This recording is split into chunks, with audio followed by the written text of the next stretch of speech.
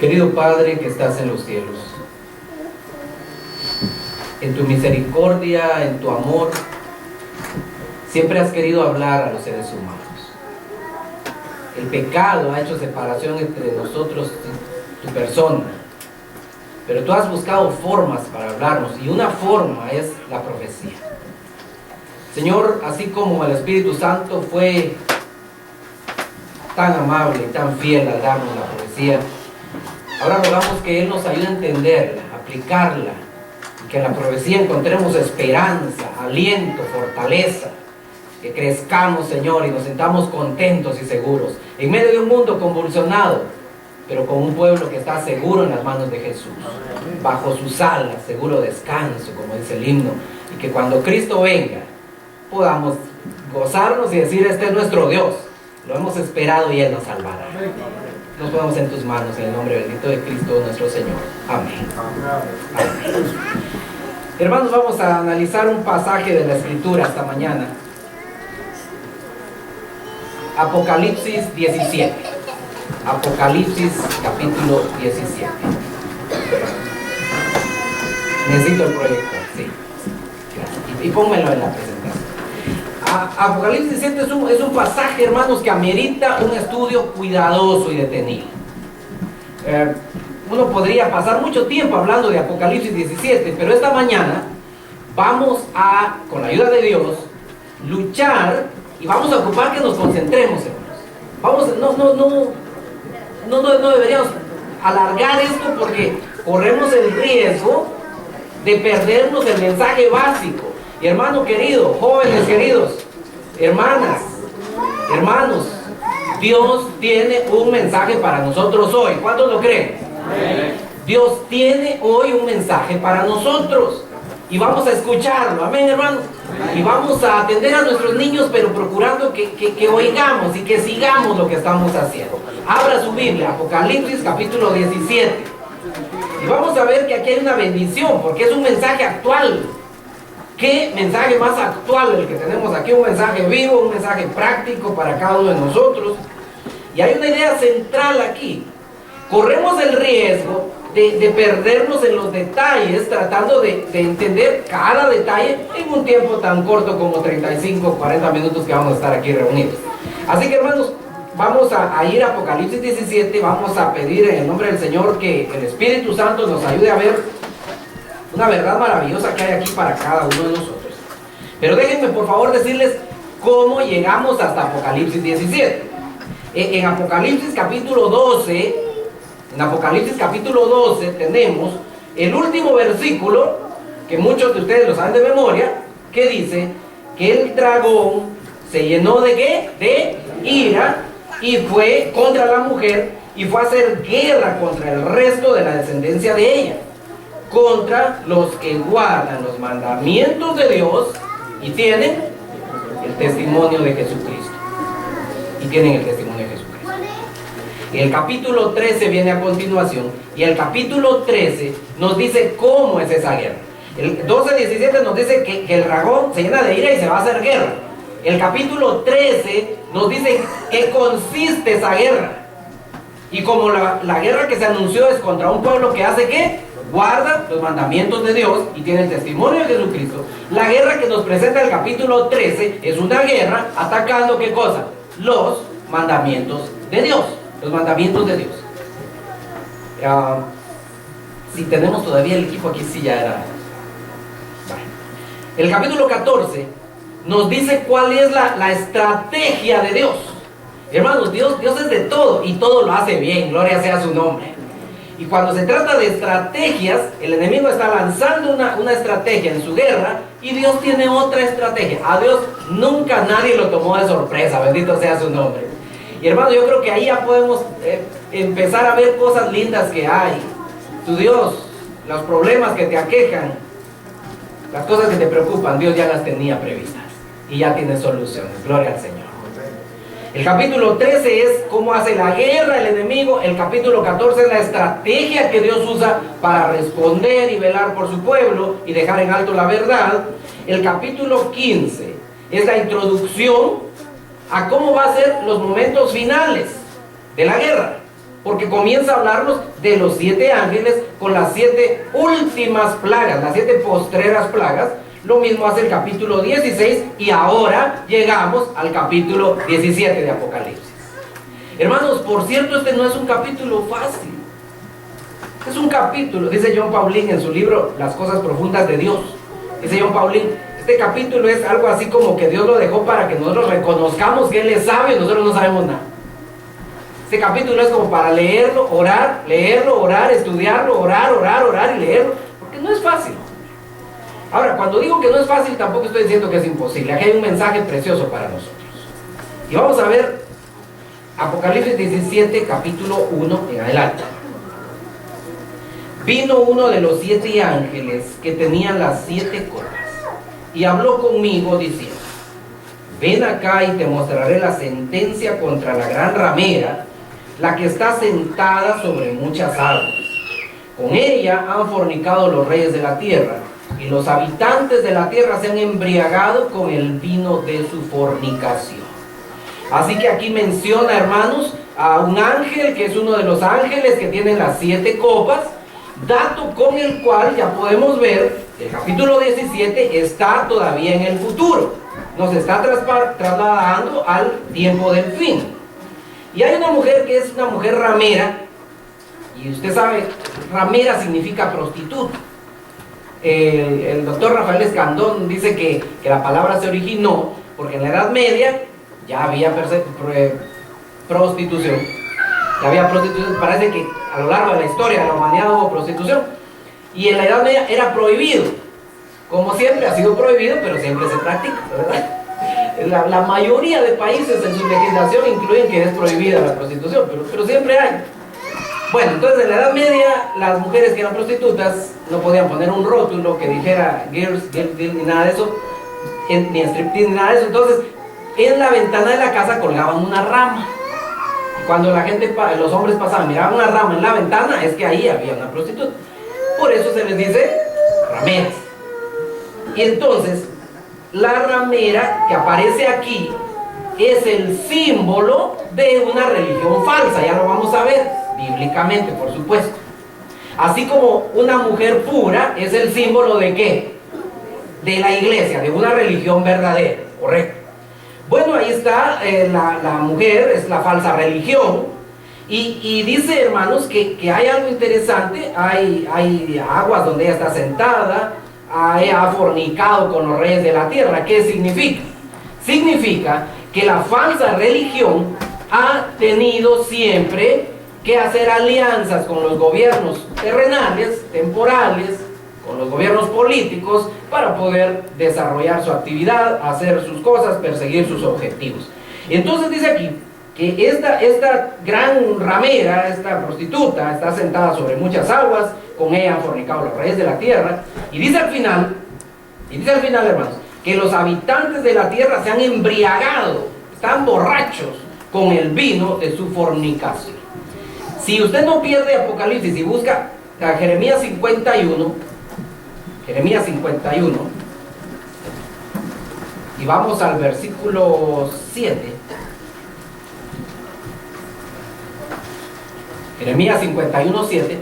Aquí la palabra de Dios nos dice en qué consiste esta cuestión de tener borrachos, de tener embriagados a los habitantes de la tierra. Es decir, la falsa religión tiene embriagados, tiene fuera de sí a los habitantes de la tierra.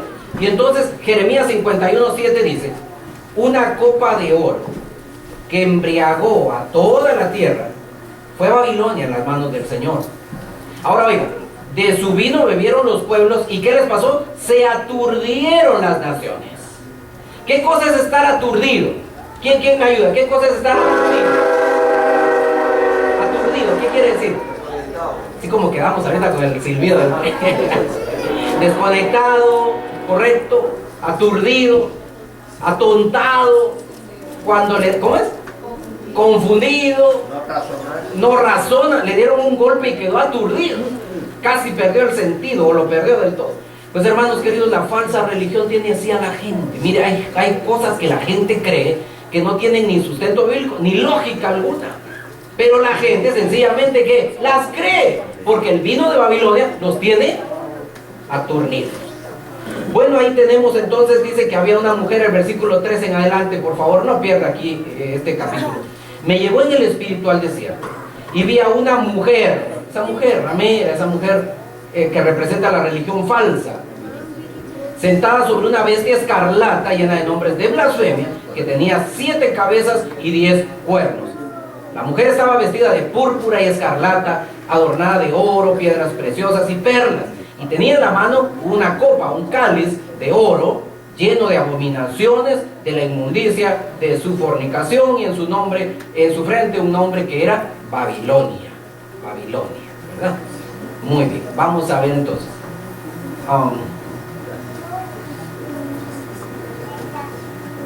Vamos a ver unas cuestiones aquí sobre la mujer. Esta mujer es un símbolo. Esta mujer es un símbolo. Y en la ropa de esta mujer vemos el color escarlata, vemos el color púrpura, vemos oro, vemos piedras preciosas. Todo eso, oigan hermanos, muchas veces hemos dicho que es púrpura porque es del color de tal religión. Hermanos, miren, básicamente es la falsa religión. Y el escarlata que tiene lo que hace es recordarnos, porque la profecía se debe interpretar siempre conforme al texto y más que nada. El escarlata, según Hebreos 9:9, Números 19:6, son colores relacionados con las vestiduras de los sacerdotes del Antiguo Testamento. Solo que esto es falso. Está tratando de falsificar la religión de Dios, solo que esto es falso.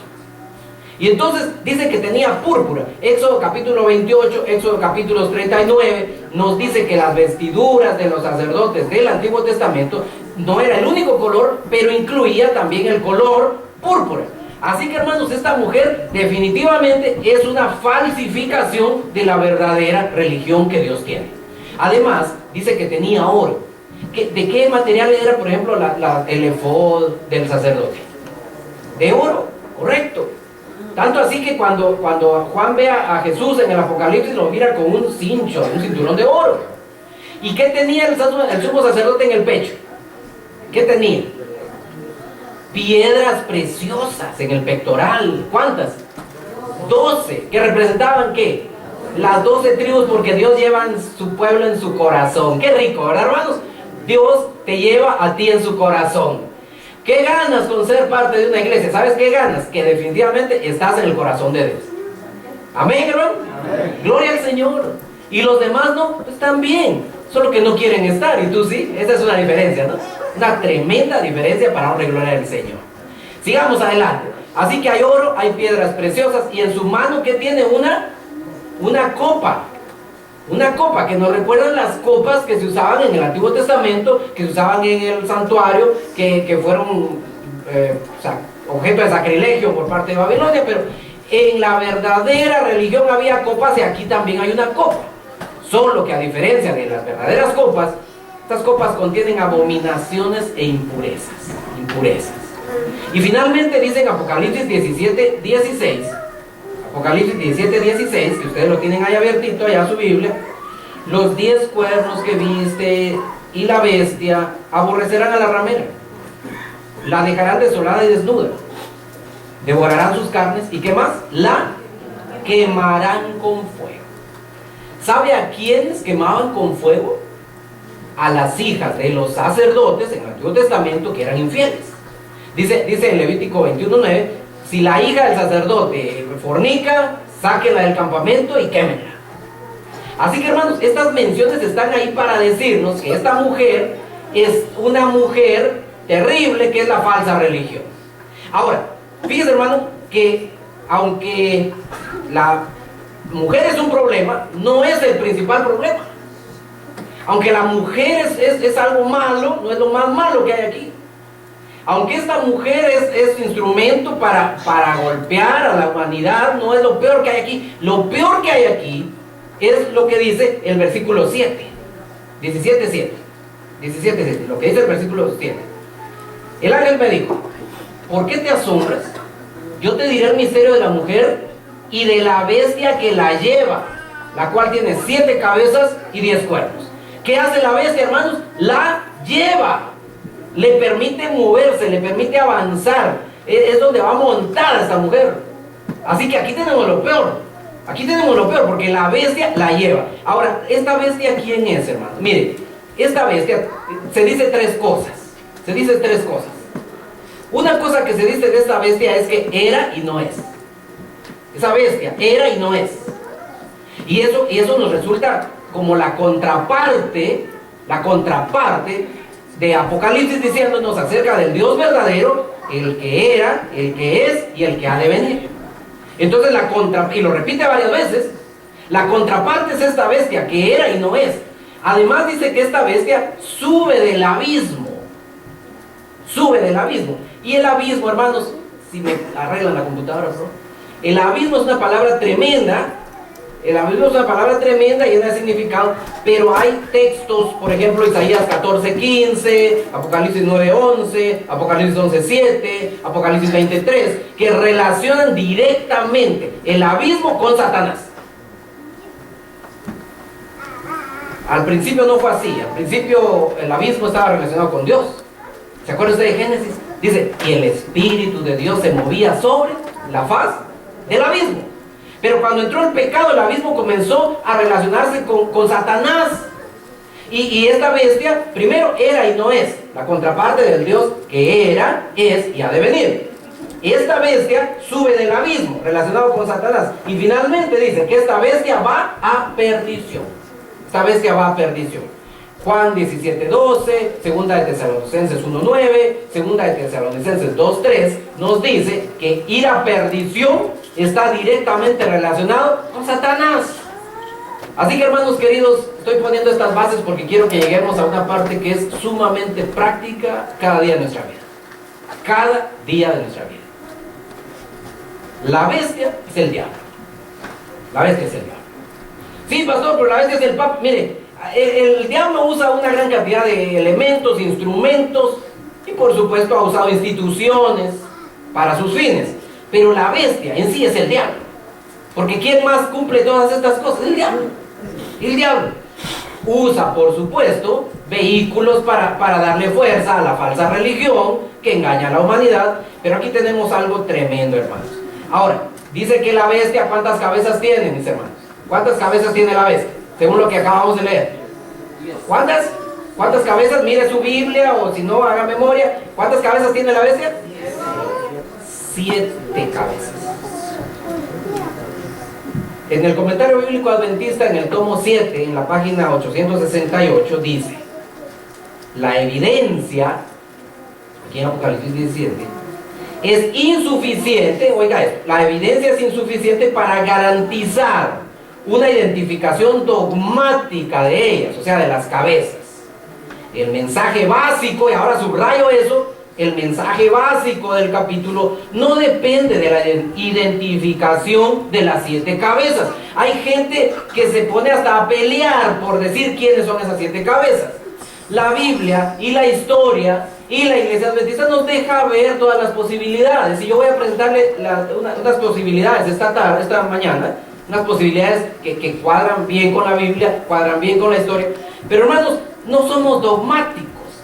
Si después de ver la lista que vamos a ver aquí, alguien me dice: pastor, pero hay que quitar esto y poner a Francia, hágalo si quiere, no vamos a pelear. Pero lo que sí quiero subrayar una vez más, aquí hay un mensaje básico para nosotros, y Dios quiere que lo escuchemos esta mañana, independientemente de la identificación de esas cabezas. Lo que sí sabemos es lo que no son. Son los últimos papas. Mentira, mentira de las más grandes. Locura, perdonen, pero locura. Dice en Apocalipsis 17:10 que son 7 reyes, que 5 han caído.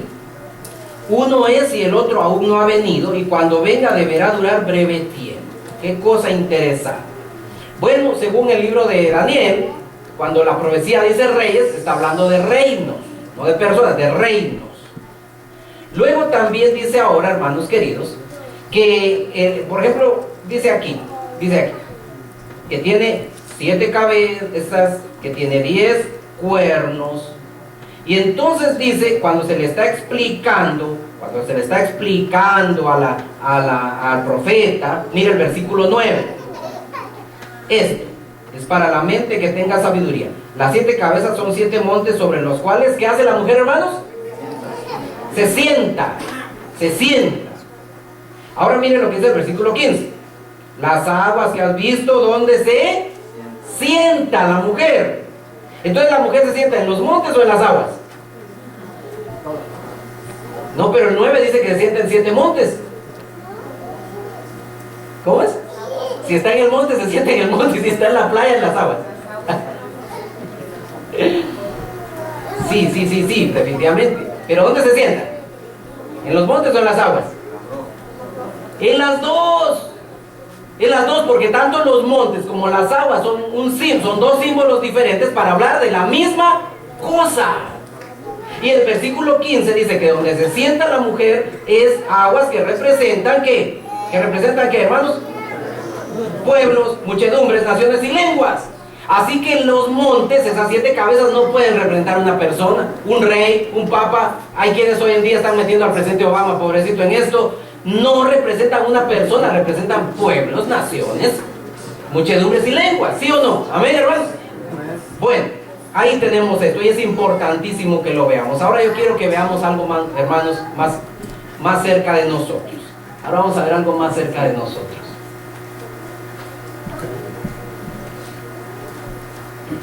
Ahora, ahí está. Las cabezas sobre los cuales se sienta, donde la mujer se sienta, son pueblos, muchedumbres, naciones y lenguas. No son personas individuales, ni reyes, ni papas. Son reyes, y dice en el libro de Daniel, que los reyes son en realidad reyes. Yo sé que algunos estarán diciendo, pastor, pues está bueno, pues es una clase, yo quería un sermón. Hermano, déjeme que llegue a esta parte central. Dice la escritura,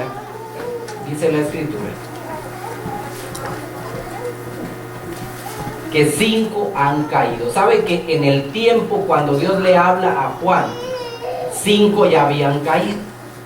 Dios se encuentra con los profetas en el momento cuando ellos están y les habla en el idioma que ellos entienden y les da símbolos que están en su ambiente porque es lo que ellos manejan. Alguien me dijo una vez, pastor, ¿por qué Dios tuvo que dar la Biblia en hebreo y en griego? ¿Y cuál es la respuesta? Pues porque esos idiomas hablaban ellos. ¿Y por qué le habló a la hermana White en inglés? Porque ella hablaba inglés. Entonces, hermanos, cuando el Señor le dice a Juan, 5 han caído, se está ubicando en el tiempo de Juan y le está diciendo que 5 de esos pueblos, muchedumbres, naciones y lenguas que ha usado Satanás para empujar la religión falsa y para golpear al pueblo de Dios, le dice, en este momento 5 ya han ¿qué? Caído. Y uno se pone a ver la historia, cuáles fueron, y en la Biblia, por supuesto, cuáles fueron los pueblos que el enemigo Satanás usó para golpear al pueblo de Dios, para hacer avanzar la religión falsa. ¿Cuáles fueron? Pues hay varios, pero destacan en el tiempo de Juan 5, y uno de ellos es Egipto. Ese Egipto ateo, ese Egipto de maldad, pero ese Egipto ateo, fue uno de los pueblos que el Señor usó. Que el enemigo usó para golpear al pueblo de Dios. Y el golpe terrible, por supuesto era un combo, pero lo que destacaba en ese combo era el ateísmo. ¿Se acuerdan ustedes cuando fue Moisés y le dice, deja ir a mi pueblo? ¿Qué respondió el faraón la primera vez? ¿Quién es Jehová? Yo no conozco a Jehová y no estoy dejando ir a nadie, hagan más ladrillos, haraganes. Hermanos, el Egipto es símbolo del ateísmo. El ateísmo. Y déjenme avanzar porque es interesante cómo el enemigo está haciendo sus cosas y cómo Dios nos advierte en este pasaje y nos anima en este pasaje. Y hacia allá quiero llegar. 5 han caído. Uno fue Egipto, otro Asiria. ¿Qué era lo que destacaba en el ataque de Asiria? Bueno, por lo menos dos cosas. Una, hermanos queridos, la crueldad, el ansia de causar dolor físico. Asiria buscaba la eliminación física y Asiria era un pueblo terriblemente cruel. Todos lo eran, sí, pero Asiria llegó a ser reconocido por su crueldad. Hay un historiador que se llama Edward McNally Burns, y él tiene un libro que se llama Historia de la Civilización. Dice que los asirios gustaban hacer montañas de lenguas de sus prisioneros de guerra. Dice que los asirios gustaban arrancarle la piel a los prisioneros de guerra cuando estaban todavía vivos. Así que el diablo ha querido traer dolor. El diablo ha querido traer dolor. Otra técnica de Asiria, muy de ellos, es que ellos en el año 722 llegan y conquistan el reino del norte. Se llevan a la mayor cantidad de gente y los esparcen por todos lados, y traen gente de otras ciudades, de otras regiones, y los llevan allá a vivir a ese territorio. ¿Por qué? Porque quería mezclar no solo la cultura, quería mezclar la religión. Y el enemigo siempre ha tratado de mezclar la verdad con la mentira. Y por eso usted ve, por ejemplo, en Mateo 4:15, el Señor está hablando y dice: Galilea de los gentiles. Galilea era parte de la tierra prometida. Galilea era una parte del territorio que Dios le había dado a su pueblo. Pero ahí en San Mateo dice Galilea de los gentiles, porque habían traído gentiles a vivir ahí. Y lo que ocurrió fue una mezcla bien interesante y fea que no debía haber sido así. Pero ahí estaba Asiria golpeando el pueblo de Dios. Egipto era un poder ateo. Asiria era un poder que causaba dolor y causaba una mezcla, un mix venenoso, nocivo, terrible. 5 han caído. 5 han caído. Vamos a ver, entonces hay otros más que han caído. Por ejemplo, Babilonia. Babilonia, un poder religioso, pero totalmente en contra de la adoración al verdadero Dios y a la voluntad de Dios. ¿Usted se acuerda de lo que pasó en Daniel capítulo 3? El rey mandó a hacer una gran estatua y pidió que todo el mundo la adorara. Babilonia era religioso. De hecho el nombre Babilonia, desde el lado hebreo, pues sí, confusión, porque la torre de Babel, pero desde el idioma de Babilonia lo que significa, ellos no le pusieron confusión a su ciudad. Babilonia, en el idioma de ellos, de los caldeos, significa la puerta de los dioses. Así de religiosa era Babilonia, pero religión que incluía todo menos la adoración al Dios vivo y verdadero que nosotros estamos adorando aquí esta mañana. Así que Babilonia era terrible, con todo su ornamento, con todo su dinero. Los jardines colgantes lo retratan así los historiadores, maravillosos, magníficos. El rey de Babilonia se proclamaba el pontífice. Pontífice quiere decir que construye puentes, porque él decía que él era el puente entre el pueblo y la divinidad y Dios. Así que ahí estaba Babilonia, pero 5 en el tiempo de Juan ya habían ¿qué? Ya habían caído. Ahora, otro que había caído es Medo-Persia. Los medos y los persas. Medo-Persas. Hago la aclaración porque alguien dijo un día: ¿por qué no eran persas completos? Eran medio persas. Pero no dicen medio persas, eran medos y persas. Era un poder que traía una carrera política, y el que se pusiera por delante lo eliminaba. ¿Se acuerdan lo que pasó en el tiempo de Esther? ¿De qué país o de qué imperio era aquel decreto que decía que había que matar a todos los judíos? De Persia. Los medo-persas ya habían caído en tiempo de Juan. Fue un imperio vasto, fue un imperio tremendo, que estaban obsesionados con conquistar todo el mundo, y tenían una carrera política que perseguían como prioridad en sus vidas. 5 ya habían caído. Y ahora mire este por favor. Y si usted se da cuenta, estamos repasando cómo el enemigo ha querido destruir al pueblo de Dios y cómo ha querido hacer avanzar la religión falsa. Y ha usado, número 1, el ateísmo. Número 2, la crueldad, el dolor. Número 3, la mezcla de lo verdadero con lo falso. Número 4, ha incluido religiones falsas, pero dejando fuera al Dios verdadero. Ha incluido también la política, que tiene promesas tremendas y maravillosas, y también incluyó Grecia. En el tiempo de Juan, 5 ya habían caído, y Grecia es uno de los que ya habían caído. ¿Qué hizo Grecia? Mire, Grecia conquistó todo el mundo conocido en aquel tiempo, por medio, número 1, de la filosofía. Metió la filosofía por todas partes. Ahora, la filosofía no es mala, pero la filosofía, desde el punto de vista griego, es una filosofía que descansa en el hombre y nada más. Y metió la filosofía por todas partes. Metió también una mente secular. ¿Qué quiere decir una mente secular? Mire, la mente secular es peor que el ateo. Porque el ateo dice Dios no existe. Dios no existe. El secular dice, y el secular, hermano querido, dígame usted si no, es lo que estamos viviendo hoy en día. El secular dice, si Dios existe, qué bueno. Y si no existe, pues qué bueno. Lo que yo quiero es que me deje en paz. Y lo que la gente quiere es un Dios a su medida. Esto me gusta, esto no, esto puedo, esto no, esto quiero cumplir, esto no, y así les fascina. Eso es una mente secular. Eso es una mente secularizada. Y eso metió Grecia por todas partes. Grecia metió los deportes. Ahora, los deportes no son malos, los deportes son buenos. ¿Alguien dice amén? Amén. Los del equipo no van a decir amén. Amén. Hermano, los deportes son buenos, pero el enemigo es experto en agarrar algo bueno y usarlo como cosa mala.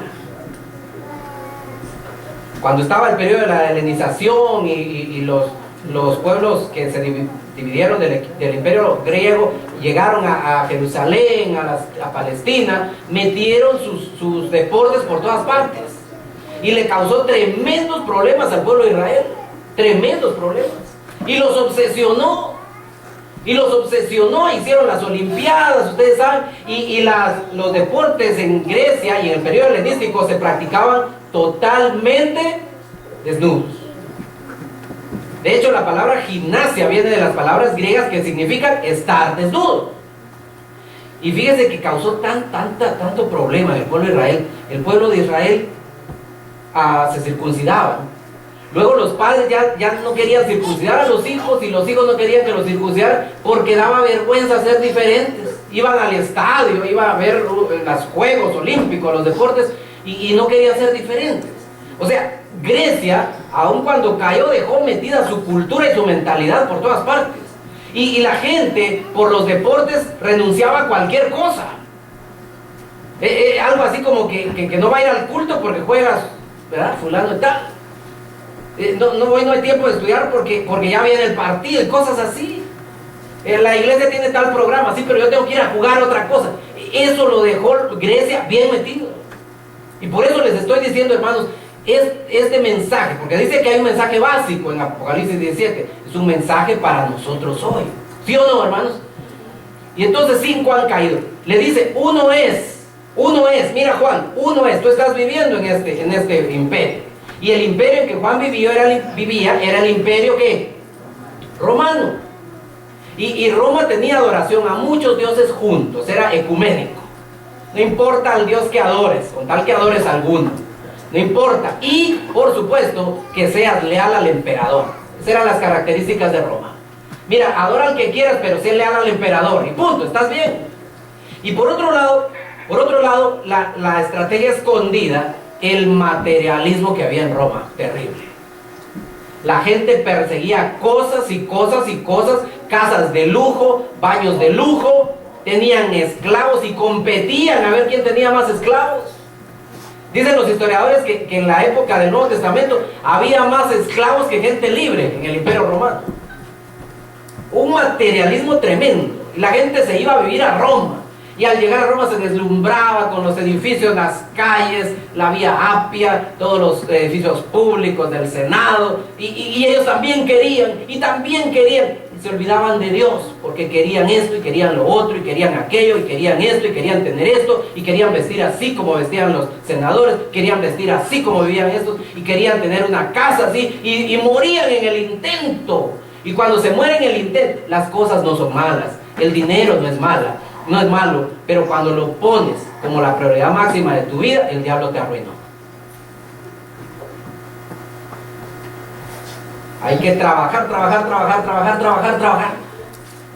Y a la iglesia puedes faltar, pero al trabajo no, porque hay que trabajar. Y si estás cansado ya no vas a la iglesia, pero al trabajo sí, hermanos. Roma, los instrumentos que el diablo ha usado para arruinar al pueblo de Dios. 5 han caído, esa Roma sensual. Otra de las características de Roma, sensual. Asuntos sexuales, por todo el ambiente se respiraba, las bacanales famosas, y ahí estaban, hermanos, adorando cualquier cosa, adorándose ellos mismos a través del materialismo. Eran infelices si no tenían lo último que se podía tener, y aparte la sensualidad por todas partes. 5 han caído, 1 es. Y ahora finalmente, hermanos, hay 2 cabezas más. La cabeza séptima, la iglesia romana. Es la mezcla del cristianismo con el paganismo. Es una religión con base humanística. Es una religión que luce tan bien porque está preocupada que no haya abortos. Está tan preocupada que no haya matrimonios entre homosexuales. Está tan preocupada, pero hermanos, todo con una base humanística. Como aquel que quiere perseguir su cielo aquí en la tierra. Y hermanos amados, esa era la cabeza séptima. Esa iglesia que está atrayendo multitudes, que está haciendo pactos con los gobiernos para poder avanzar, hacer avanzar la mujer, que es la falsa religión. Y hermanos, la cabeza octava es esa iglesia romana con el apoyo de los Estados Unidos, que la Biblia le llama la segunda bestia, le llama la bestia que sale de la tierra, la Biblia le llama el falso profeta, sí, el poder que es capaz de ser árbitro en todo el mundo y de darle a la iglesia romana el apoyo que ella necesita. Esa alianza entre 2 potencias, una económica y religiosa y la otra económica y política, hermanos, esa es la octava cabeza, porque también es de entre los 7. ¿Por qué? Porque la iglesia romana era de la séptima cabeza. Ahora, hermanos queridos, terminemos con esto. Terminemos con esto, porque algunos parece que se me perdieron porque están con sus ojitos cerrados, o están orando por mí para que se me entienda lo que estoy hablando. En internet hay de todo muy bueno, hay tesoros. Hay una página que se llama biblos.com. Wow, es una maestría en teología esa cosa. Pero también hay basura por montañas. Y dentro de la basura que hay gente hablando cosas, interpretando cosas. Hermanos queridos, para interpretar la profecía, váyase a la Biblia. Amén, hermanos. Váyase sobre sus rodillas, váyase a la Biblia. Y como dijo el etíope, le dijo a aquel: ¿cómo voy a entender si no me explican? Busque explicaciones de alguien que pueda guiarlo sobre la misma Biblia. Pero la conclusión hoy sería esta, hermanos. El mal se actualiza en la historia en cada cabeza. Esas 7 cabezas nos están diciendo que el enemigo tiene muchas estrategias para arruinarte la vida. Muchas estrategias para impedir que Dios haga lo que Dios quiere hacer. Dios quiere, Dios sueña, Dios está interesadísimo en que tú y yo vivamos con Él por toda la eternidad. Gloria al Señor. ¿No te alegra eso? ¿No? ¿De veras no te alegra? Si te alegra, de un fuerte amén. Dios está interesadísimo en que vayas a vivir con Él por la eternidad. ¿Te alegra eso, hermano? Si está interesadísimo, ¿quién de nosotros no se equivoca? Y Dios sigue ahí. ¿Quién de nosotros a veces no contra toda la razón y contra todo el buen sentido le da la espalda a Dios? ¿Quién de nosotros no? Pero Dios sigue ahí, porque Dios está empeñado en verte un día en el reino de los cielos. Amén. Y hermanos, el enemigo está empeñado en que no llegues. Y entonces ha actualizado cada vez los ataques y ha actualizado, y ahí tiene el símbolo 7 cabezas. Como quien dice: te voy a tapar todas las salidas para que no te vayas al reino de los cielos. Hermanos queridos, al final, que nosotros estamos viendo en la etapa final de la historia, el mal sintetizó todo. Como diríamos en fútbol, echó toda la carne al asador. Se está jugando hasta la última carta. El diablo hoy hizo un licuado, un mix, y la tiró toda. Hubo un tiempo cuando lo que quería era causar dolor. Ahora también quiere causar dolor, pero también quiere meter el ateísmo donde se pueda, y si no el secularismo, que es peor, y si no el materialismo, para que tú te obsesiones buscando cosas y tus cuentas, tus biles, el último aparato que salga, la última cosa, y dejes a Dios en segundo plano. Y te manda también la filosofía, y te manda los deportes, hasta cosas buenas las hace que sean malas, porque está en los últimos momentos, sabiendo que le queda poco tiempo, hermanos. Tal vez otra cosa se podía discutir, pero que le queda poco tiempo no se puede discutir. Mírelo por donde lo mire, este planeta ya no le queda gran cantidad de tiempo. Entonces, hermanos queridos, el enemigo hoy ha sintetizado todo. Así como ha habido potencia, 5 cayeron, una estaba en el tiempo de Juan, faltaban 2 más que las estamos viendo desarrollarse. Nosotros, hermanos queridos, el enemigo ahora está lanzando todo, y por eso te causa dolor. Las enfermedades, los accidentes que son tan dolorosos, son producto de la obra de Satanás. El diablo quiere que tú vivas como un ateo, ignorando a Dios. El diablo quisiera verte como un secular, que sabes que Dios existe, tiene que existir, pero yo aquí estoy, si no trabajo no como. Así quisiera verte el diablo. El diablo quisiera verte enredado en asuntos de confusión filosófica, obsesionado con los deportes y dejando fuera a Dios. El diablo quiere verte en asuntos de sensualidad, y por eso te pone tentaciones sexuales, y te pone la pornografía, y te pone la mujer que te atacó allá, y el hombre que te quiere conquistar allá. El diablo quiere arruinarte la vida. Pero hermano, por favor, déjeme terminar con esto. Dice que la bestia, y lo dice en 2 versículos, la bestia va a perdición. Con todo su poder, con todas sus armas, con todas sus estrategias, la bestia va a ¿qué, hermanos? A perdición. En otras palabras, el mal va a fracasar. Gloria al Señor. El mal va a fracasar. Hermano querido, ese dolor físico, porque el diablo te manda dolor físico, le manda dolor físico a tus hijos, el diablo manda enfermedades, manda de todo. Ese problema que tienes, eso va a fracasar. Eso va a fracasar, porque la palabra de Dios dice que este va a perdición. Ahora lo bueno que dice, y es uno de mis versículos preferidos, Apocalipsis 17:14. Y hermano mío, aquí queríamos llegar. Con toda la historia de mal que el diablo ha lanzado a la humanidad, que te ha lanzado a ti en tu vida, todos esos momentos duros en tu vida, el diablo los ha planeado y te los ha lanzado. Esos momentos cuando has llorado, el diablo ha estado viendo cómo le hace para que llegues a ese punto, y lo ha logrado a veces. Pero todo eso no va a ser para siempre. El mal va a fracasar, gloria al Señor. Y lo que va a triunfar, el versículo 14, dice el versículo 14, pelearán contra el Cordero, y van a pelear con todas esas estrategias, pero el Cordero los vencerá, gloria al Señor. Porque Él es Señor de señores. Los que mandaban en Egipto eran señores, los que mandaban en Asiria eran señores, los que mandaban en Babilonia, Grecia, Medo-Persia, Roma eran señores. El que manda en la iglesia religiosa romana es un señor, pero Cristo es el Señor de todos ellos. Es Señor de señores y Rey de reyes. Hermanos queridos, y los que están con Él son llamados, elegidos y fieles.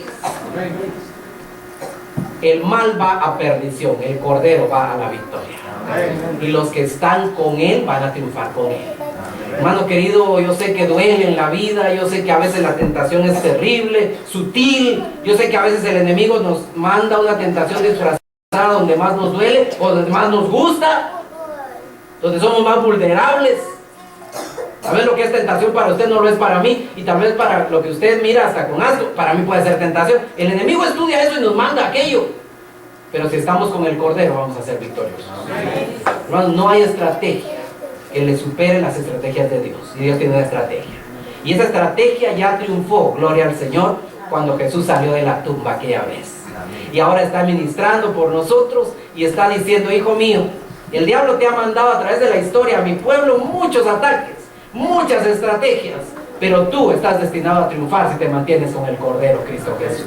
Y hermano amado, yo le quiero invitar para que antes de entonar el último himno nos pongamos de pie con la Biblia en la mano y leamos todos juntos y en coro este versículo, porque este es nuestro destino.